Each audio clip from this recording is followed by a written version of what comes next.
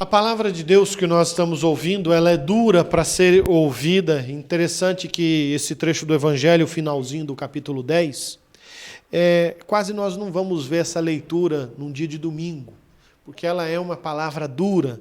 Primeiro porque Jesus começa já dizendo que ele não veio trazer a paz sobre a terra, mas a espada. E depois ele começa elencando as situações que se correspondem às situações que nós vivemos dentro da nossa casa. Amar pai, mãe, filhos, mais do que a mim não é digno de mim. Aqui ele apresenta o aspecto de ser o filho de Deus. Significa, se eu não amo a Deus sobre todas as coisas, eu não amo a Jesus Cristo. E aqui quando ele coloca amar acima de qualquer coisa, ele está colocando, inclusive, em cima dessas situações familiares. De pessoas de dentro da nossa casa, situações que nós vivemos, e aqui ele está deixando claro que nós somos chamados e criados por Deus para amar, servir e adorar a Deus. Por isso, nessa situação, o Evangelho, ele é duro. A partir desse trecho, nós vamos ver agora já no capítulo 11, começando, o primeiro versículo é o final desse Evangelho, nós vamos ver uma redução das pessoas seguindo Jesus, porque é uma palavra muito dura.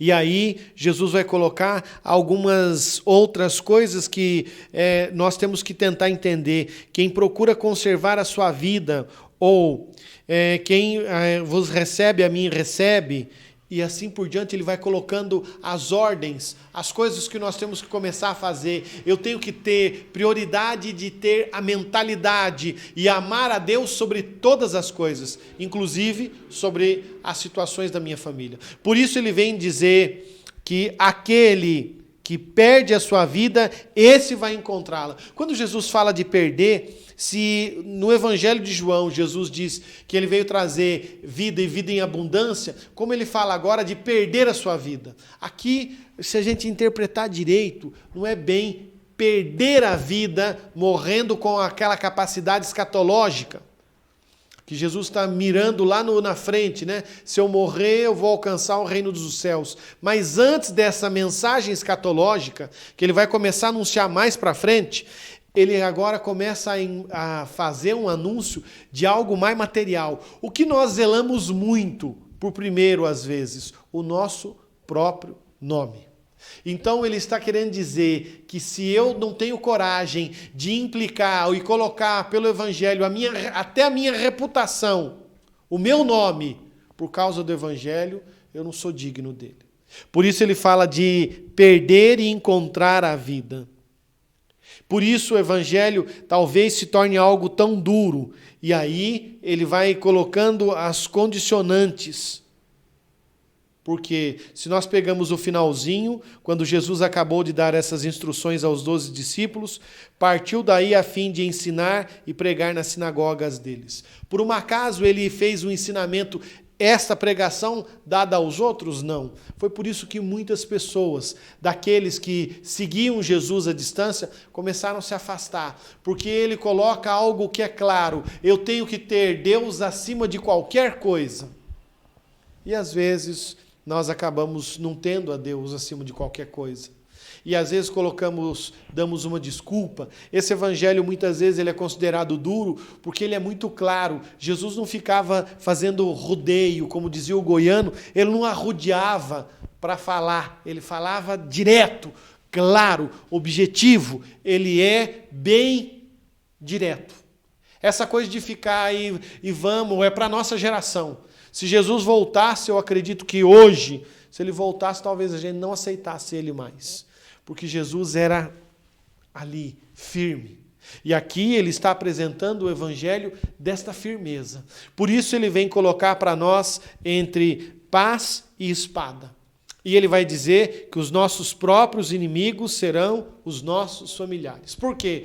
Porque se eu coloco Deus acima de qualquer coisa, são os meus familiares que muitas vezes vão me perseguir. São os meus familiares que vão ir atrás de mim. São os meus familiares que vão cobrar, vão me xingar, vão me perseguir. E por isso ele vai colocar que quem não toma a sua cruz, e aí ele vai dizendo mais, quem não deseja perder, ou melhor, quem não perde a sua vida por causa de mim, esse encontrará. aqui entra o aspecto da reputação. Muitas vezes, para vivermos o Evangelho, nós vamos ter que enfrentar e nos colocar contra essa situação, às vezes até familiares. Exemplo bem simples, talvez você possa nos testemunhar isso. Às vezes você na sua casa, nesse horário agora, ou talvez às 7h30, como era antigamente, talvez alguém quisesse assistir outra coisa na televisão. Talvez se você tenha que assistir a Santa Missa num celular pequenininho, com uma telinha minúscula, porque na televisão da sua casa estão assistindo a novela, estão assistindo um filme, estão fazendo outra coisa, e você tem que estar relegado a assistir ali no seu quarto a Santa Missa, e ainda rezar por aqueles que nem acreditam no que você está fazendo. Talvez você já viva esta realidade. Por isso Jesus vem dizer para nós que ele não veio trazer a paz, mas a espada. E por que ele fala de paz e de espada? Porque a gente muitas vezes imagina que o Evangelho é um Evangelho, a gente gosta de usar a palavra harmonia, né? Da harmonia, tudo. Ele é o Evangelho da harmonia para quem quer seguir o Evangelho. Agora, para aqueles que não desejam, ele é um divisor de águas. Por isso, a espada. Se eu quero seguir o Evangelho, muitas vezes eu vou ter que, às vezes me apartar desta situação. E o que é se apartar? É esse tempo que você está tirando agora, participando desta Santa Missa. Você está apartado, separado, para poder estar com Deus.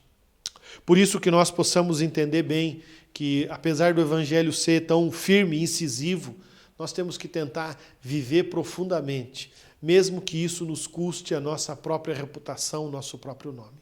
Que o Senhor possa nos dar a força para que possamos seguir adiante. Louvado seja nosso Senhor Jesus.